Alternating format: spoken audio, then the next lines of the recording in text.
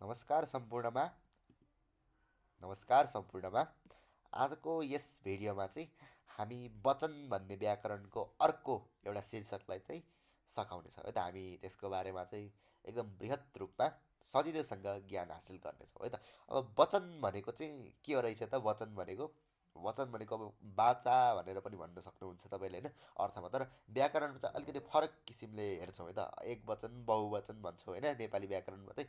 संस्कृतमा चाहिँ एक वचन, बहुवचन, दुई वचन, तिन किसिमका वचन हुन्छ, तर नेपालीमा चाहिँ दुईवटा किसिमका मात्र हुन्छन्, एक वचन र बहुवचन। अब उदाहरणबाट हेरौँ त है त। उदाहरणबाट हेऱ्यो भने सुरुमै परिभाषा भन्नुभन्दा पनि उदाहरणबाट हेऱ्यो भने चाहिँ अझ सजिलोसँग बुझ्न सकिन्छ है। जस्तै मैले भने म घर जान्छु भनेको म भनेको के भयो त? एक्लै भयो नि त, एक्लै, म मात्र।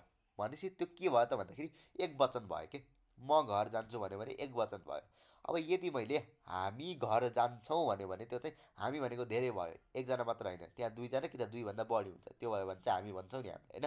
भनेपछि हामी भयो भने चाहिँ के हुन्छ त? बहुवचन हुन्छ। अब यहाँनिर तपाईँलाई थाहा नै छ होइन, कर्ता जे छ त्यो अनुसारको क्रियापद राख्नुपर्छ। हामी भयो भने के हुन्छ त? हामी घर जान्छ त भन्नु भएन, हामी घर के भन्नु पर्छ त? हामी घर जान्छौँ भन्नु पऱ्यो। भनेपछि म घर जान्छुको एक वचन भएन, म घर जान्छु। अब त्यसलाई बहुवचन बनाउनु पऱ्यो भने के गर्ने त?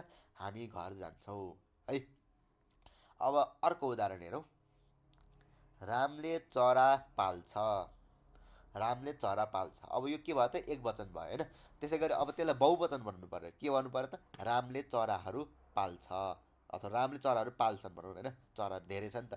रामले चराहरू पाल्छ, पाल्छ भन्दा पनि भयो, वाक्य मिल्नु पऱ्यो।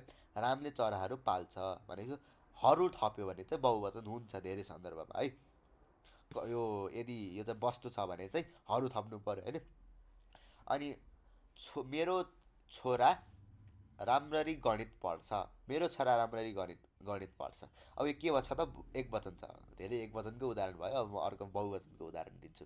बहुवचनबाट एक वचन। मेरो छोरा गणित राम्ररी पढ्छ। अब यसलाई बहुवचनमा लग्नु त? मेरा छोराहरू राम्ररी गणित पढ्छन् है। मेरा छोराहरू गणित राम्ररी पढ्छन्। यसरी तपाईँले बहुवचनमा लग्न सक्नुभयो है। त्यसै गरी अब बहुवचनबाट एक वचनमा आउँ है त। हिमालहरू अग्ला छन्। हिमालहरू अग्ला छन् भनेको हिमालहरू भनेको धेरै हिमाललाई सङ्केत गर्यो। अब एउटा मात्र हिमाललाई सङ्केत गर्नु पऱ्यो भने के गर्नु पऱ्यो त? हरू हटाउनु पऱ्यो।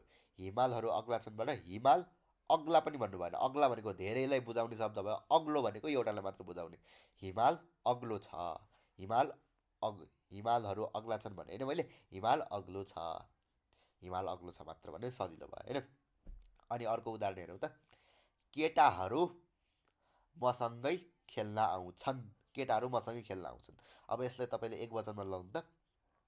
केटो केटा मसँगै खेल्न आउँछ। केटो मसँगै खेल्न आउँछ है। यसरी ती केटाहरू मसँगै खेल्न आउँछन् भनौँ न होइन, अझ सजिलोको लागि। ती केटाहरू मसँग खेल्न आउँछन् भन्यो भने त्यो केटो मसँगै खेल्न आउँछ। यसरी बहुवचनबाट पनि एक वचनमा हामीले लग्न सिक्यौँ। अब अर्को लास्ट एउटा उदाहरण म दिन्छु, अनि एउटा उदाहरण तपाईँ आफै पनि एउटा कमेन्ट गर्नु होला है त। अब के दिउँ त ल? केटीहरू राम्ररी पढ्छिन्। अब यसो हेर्दाखेरि केटाहरूलाई चाहिँ नराम्ररी पढ्ने भन्न खोजेको छ होइन फेरि है, उदाहरण मात्र दिएको। केटीहरू राम्ररी पढ्छिन्। अब यसलाई तपाईँले एक वचनमा लग्नु त? केटी राम्ररी पढ्छे है। अब ती केटीहरू राम्ररी पढ्छिन् भन्यो भने के भन्नु पऱ्यो त?